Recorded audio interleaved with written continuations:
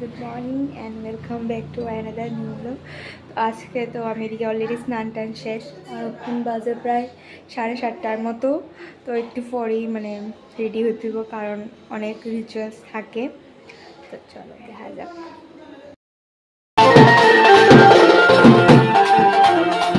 তারপরে তো সব কিছু 7টার দিকে রেডি হইতে স্টার্ট করে দিয়েছি। এদিকে তো আমরা সবাই, আমি বৌমনি বোন, আমরা সবাই এক লগে রেডি হইতেছিলাম। আমরা সবাই এক লগে রেডি হয়ে অনেক মজা হয়। দেন আমি তো রেডি হয়ে গেছি, এদিকে বোন আবার পিছন দিক দিয়ে পোজ মারতেছে।